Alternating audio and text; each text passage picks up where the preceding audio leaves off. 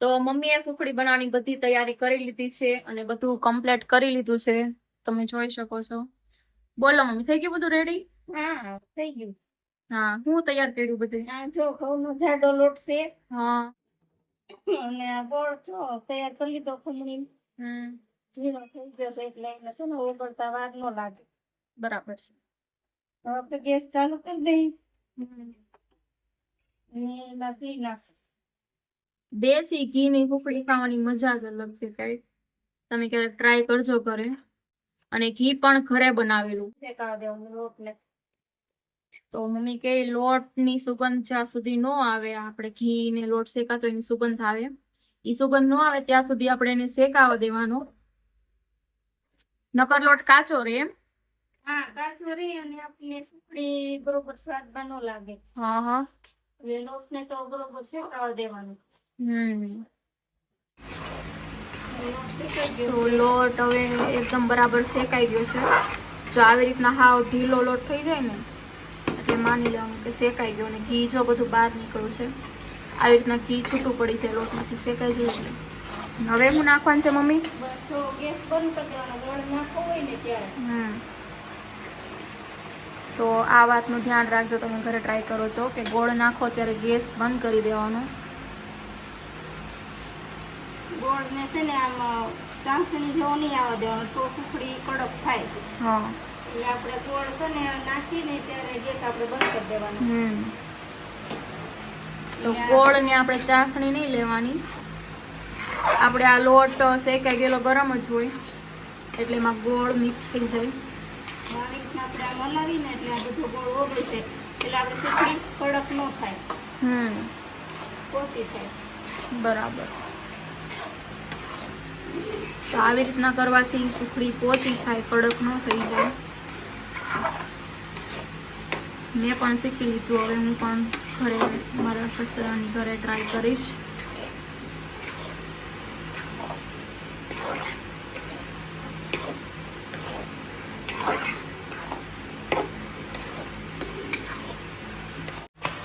બહુ મસ્ત બની છે સુખડી તો એવું લાગે છે. કાજુ બદામ નાખી દેશું. કાજુ બદામ થોડાક મમ્મીને મેં કીધું ઓછા જ નાખજો. અને હવે ટોપરાનું છીણ છે. થોડુંક અંદર નાખવાનું અને થોડુંક આપણે સુખડી થાળીમાં પાથરીને ઉપર થોડુંક ઉપર નાખવાનું.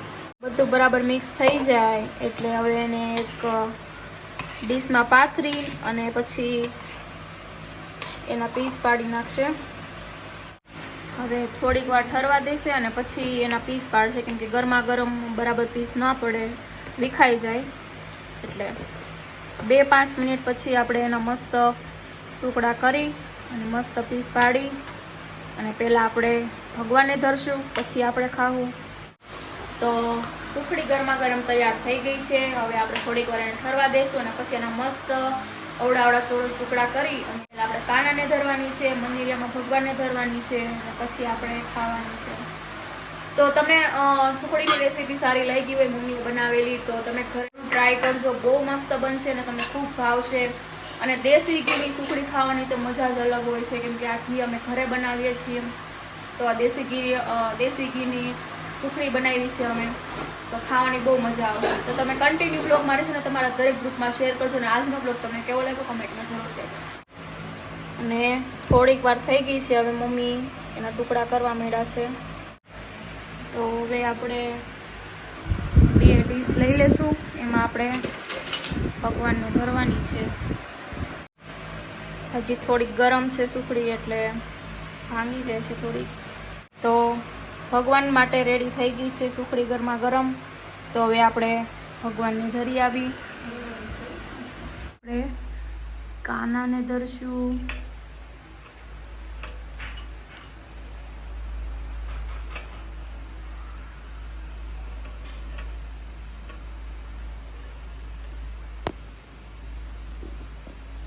એટલે આપણે કાનાને સુખડી ધરી દીધી છે.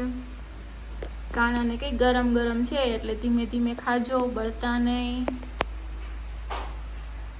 હવે આપણે મંદિરિયામાં ધરવાની છે. આપણે લઈ આવીએ.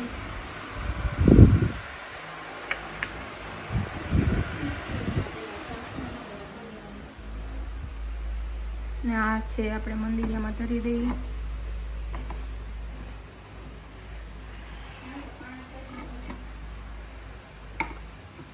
અહીંયા માતાજી ને ગણપતિ દાદાની છે એ બધા જમી લે. અહીંયા કાનો જમે છે ને આપણા ભગવાન જમે છે ને પાણી પણ આપણે ધરી દઈએ કેમ કે ખાધા પછી પાણી તો આપણે પીએ ને, તો એમ ભગવાનને પાણી પીવા જોઈએ ને. તો ચાલો ભગવાન જમી લે ત્યાં સુધી આપણે સુખડીને બરાબર પીસ પાડીને અલગ કરી લઈએ અને પછી આપણે ખાશું. તો તમે કન્ટિન્યુ બ્લોગ જોજો ને તમારા ઘરે થશે. એક ટુકડો લઈને પહેલા આપણે મમ્મીને ખવડાવશું. કેવી થઈ? બહુ મસ્ત. હાલો તમે સુખડી ખાવા. હા, ગરમ ગરમ. હવે આપણે ખાઈ લઈ. ભગવાને ખાઈ લીધી, મમ્મીએ ખાઈ લીધી, હવે આપણો વારો છે. બહુ એટલે બહુ મસ્ત બની છે, એકદમ પોચી અને મસ્ત સ્વાદિષ્ટ. બહુ મસ્ત ઘીનો સ્વાદ આવે છે, બહુ મસ્ત બની. તમારી ઘરે એકવાર જરૂર ટ્રાય કરજો. આજનો બ્લોગ આપણે અહીંયા જ પૂરો કરીએ છીએ. કાલે ફરીવાર નવા દિવસના નવા બ્લોગ સાથે આપણે ફરીવાર મળીશું. ત્યાં સુધી બાય બાય.